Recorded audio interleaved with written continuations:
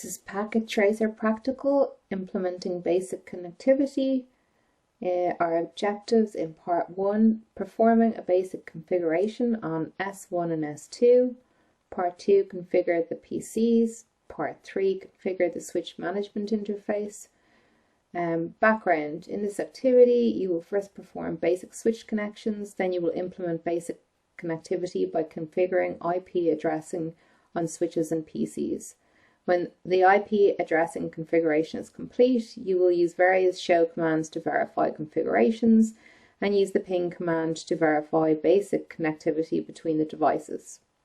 Part 1, perform basic configuration on S1 and S2.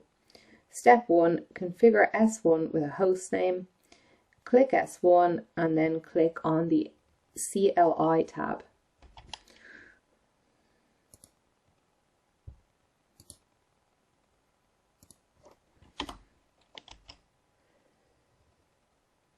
Enter the correct command to configure the host name as S1.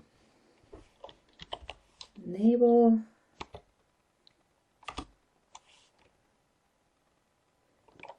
Config T hostname S1. Step 2, configure the console and privilege exec mode passwords. We'll use Cisco for the console password and we'll use class for the privilege exec mode password.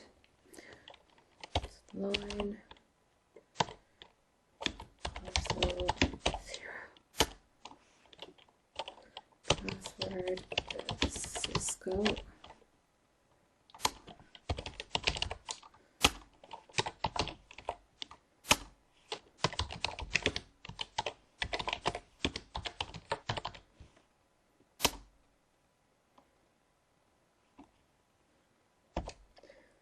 Step 3, verify the password configurations for S1. How can you verify that both passwords were configured correctly?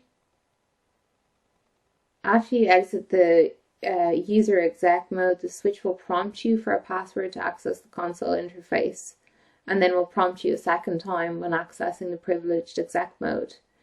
You can also use the show run command to view the passwords.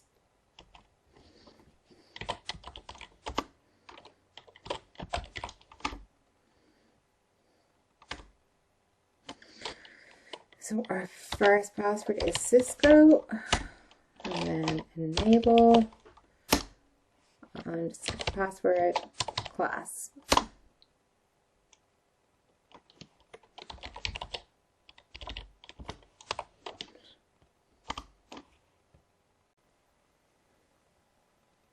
Step 4, configure an Motd banner. Use an appropriate banner text to warn unauthorized access.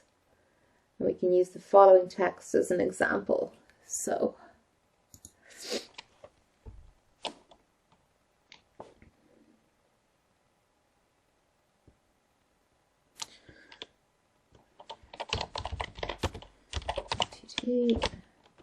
interestingly enough, I saw someone actually using the hash sign instead of the inverted commas, but seeing as this is how I've learned it, we'll stick with this. So we'll use the message, authorized access only, violators will be prosecuted to the full extent of the law. And then exit.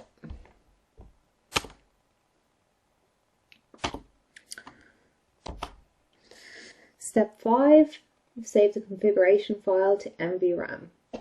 Which command do you issue to accomplish this step?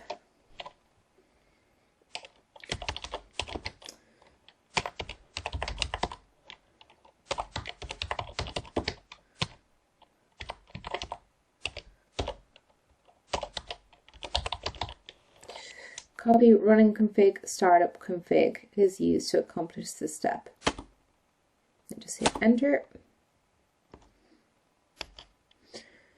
Step 5, save the configuration file to Mvram. We've done this using copy running config startup config. And now we'll move on to step 6, which is repeat steps 1 to 5 for S2.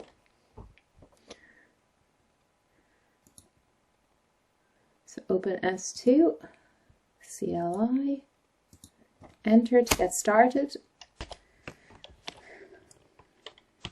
enable, config T,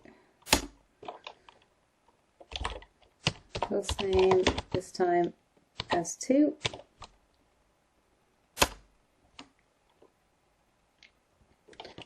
set our passwords,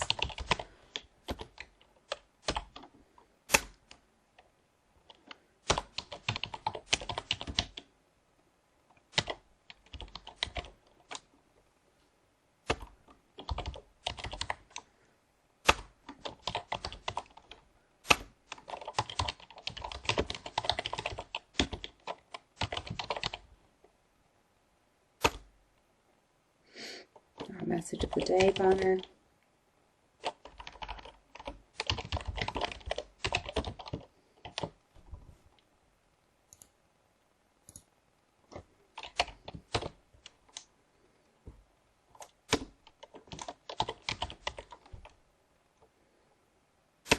and then we need to save configuration file to Mvram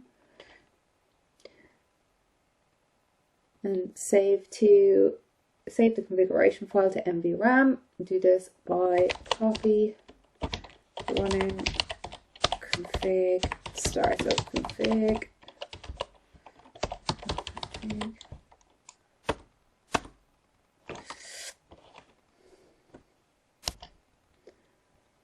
Part 2, configure the PCs. Configure PC1 and PC2 with IP addresses.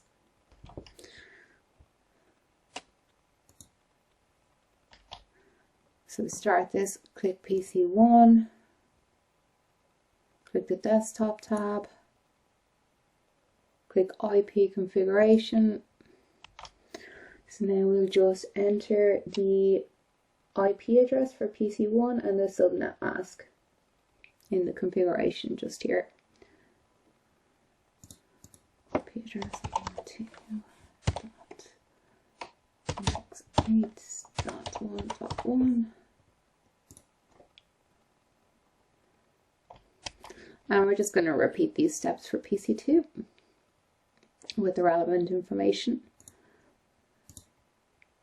Desktop, IP configuration, 2.168.1.2 this time.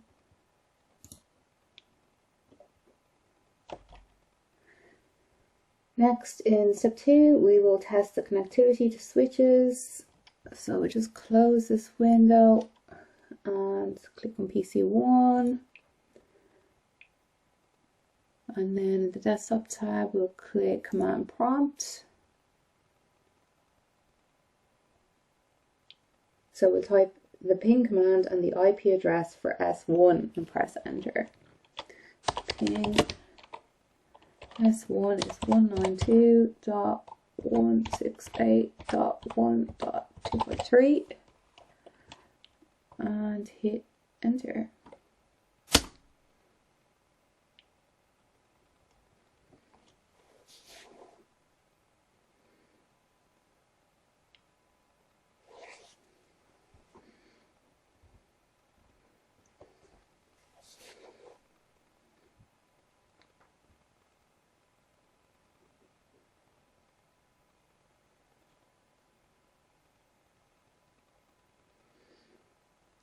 Were you successful? Explain. No, this wasn't successful because the switches haven't been configured with IP addresses.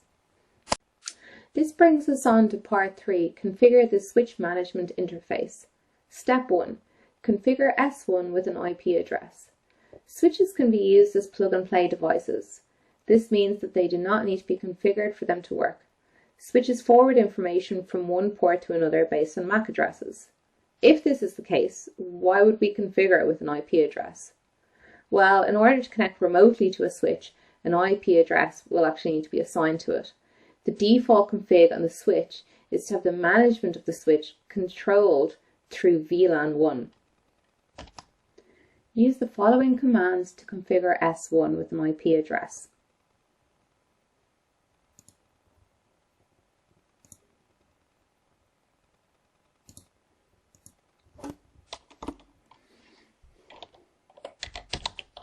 Cisco enable password is class config.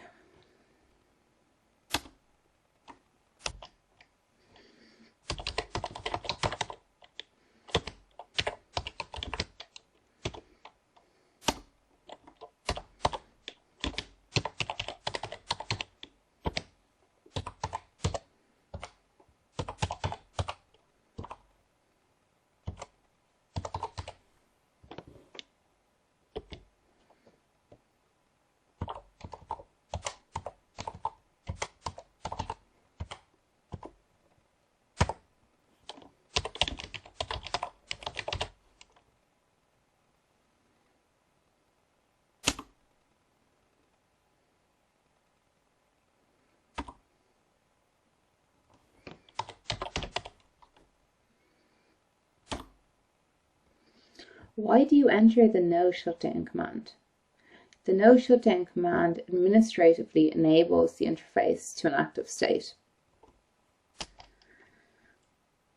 Step 2 is configure S2 with an IP address. Use the information in the addressing table to configure S2 with an IP address.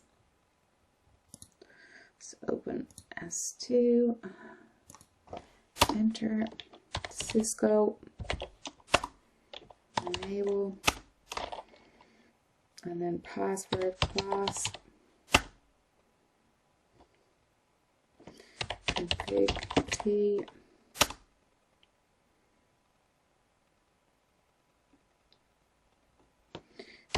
interface VLAN1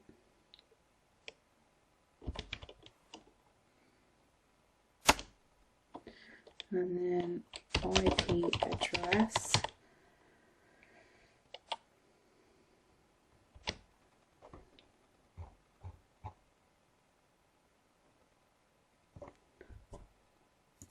is 192.168.1.254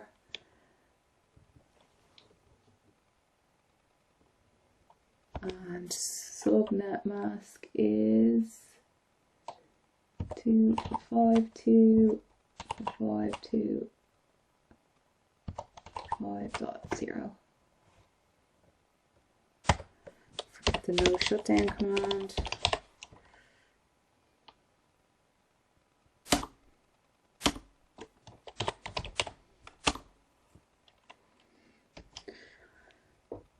Step 3, we're going to verify the IP address configuration on S1 and S2. Use the show IP interface brief command to display the IP address and status of all the switch ports and interfaces. You can also use the show running config command.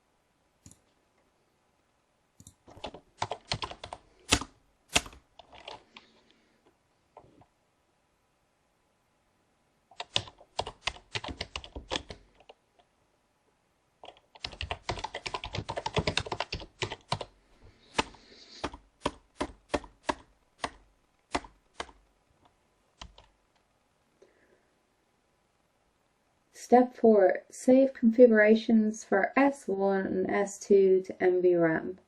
Which command is used to save the configuration file in RAM to Mvram? Copy running config startup config command. Copy running config startup config command.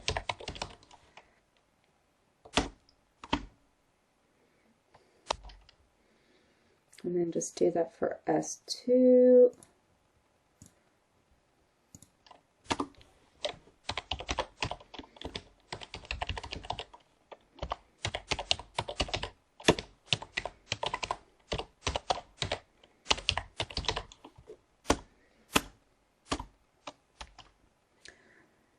Step 5, verify network connectivity. Network connectivity can be verified using the ping command. It's really important that connectivity exists throughout the network. Corrective action must be taken if there is a failure. Ping S1 and S2 from PC1 and PC2. Click on PC1 and then click on the desktop tab. Click the command prompt tab.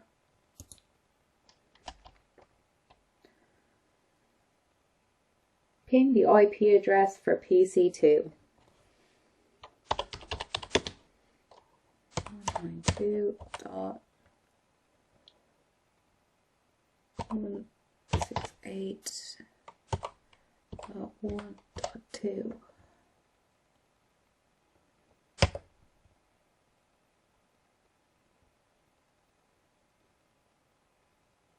We can see we are successful. Next, we're going to ping the IP address for S1 and for S2.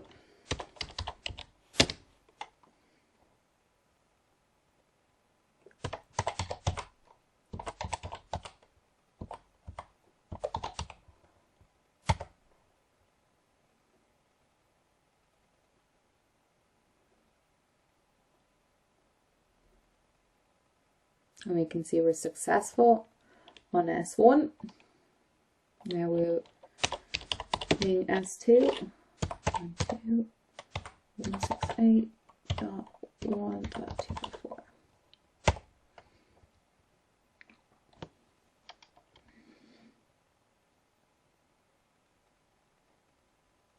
And we can see we are successful as well here.